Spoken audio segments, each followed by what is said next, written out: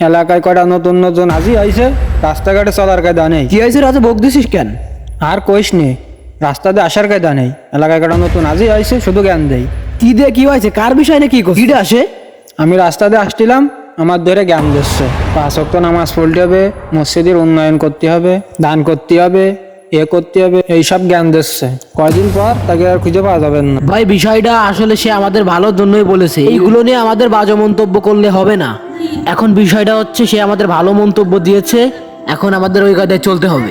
আমরা শুক্রবারে মসজিদে জিলেপি না দিলে যায় না, তাও সেই জিলেপিটা নিয়ে মারামারি গ্যাঞ্জাম করি। সে ভালো কথা বলেছে, তার কথার উপর আমাদের ইমান আনার চেষ্টা করতে হবে। কথাটা আমার মনে ধরেছে, এইভাবে আমি কখনো ভেবে দেখিনি। আসার পথে আমি তার সাথে অনেক খারাপ ব্যবহার করেছি, তারে অনেক রকম কথা বলেছি। আসলে তার কাছে আমার ক্ষমা চাওয়া উচিত। ভাই আসলে আমাদের এইগুলো করা উচিত না, সে আপনাকে ভালোর জন্য কথাটা বলছিল।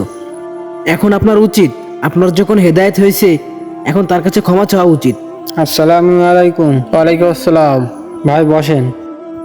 ভাই কিছু মনে করেন না, আপনি আমার যে কথাগুলো বলছিলেন, আসলে কথাগুলো আমি খারাপভাবে নিয়েছিলাম, আপনার সাথে খারাপ ব্যবহার করেছি, এর জন্য আমি লজ্জিত। আসলে আমি আগে বুঝতাম না নামাজে কি, এখন আমি বুঝতে পারি যে নামাজের ভিতরে আসলে কি আছে। আমাদের উচিত 5 ওয়াক্ত নামাজ কালাম পড়া। শুধু যে শুক্রবার আসলে নামাজ কালাম পড়তে হবে তা কিন্তু না, ইসলামের পথে আসতে হবে, নামাজ কালাম পড়তে হবে।